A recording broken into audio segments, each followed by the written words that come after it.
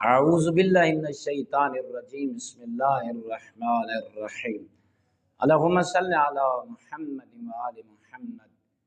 مومنین مسلمین، ایک شخص رسول اکرم صلی اللہ علیہ وآلہ وسلم کی خدمت میں حاضر ہوا اور اپنے آقا سے یہ ارشاد فرمانے لگا، مولا میں فقط ماہ رمضان کے روزے رکھتا ہوں، پھر پورے 11 مہینوں میں میں کوئی مستحبی روزہ نہیں رکھتا۔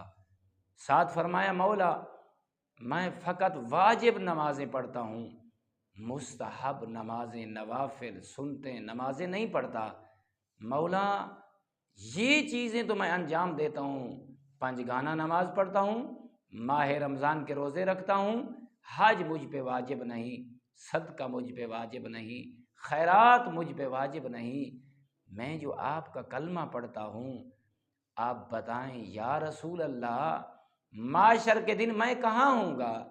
رسول اعظم صلی اللہ علیہ وآلہ وسلم نے ارشاد فرمایا، اگر تو واجب کو ادا کرتا ہے معاشر کے روز، تو وہاں ہوگا جہاں آپ کا آقا اور مولا مصطفیٰ ہوگا۔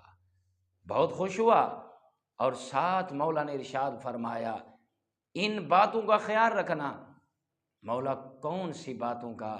فرمایا اللہ نے آپ کو دل عطا فرمایا ہے، اس دل میں خیانت نہ آئے، فرمایا اس دل میں کینہ نہ آئے، اس خیانت اور کینہ سے اپنے دل کو محفوظ رکھنا۔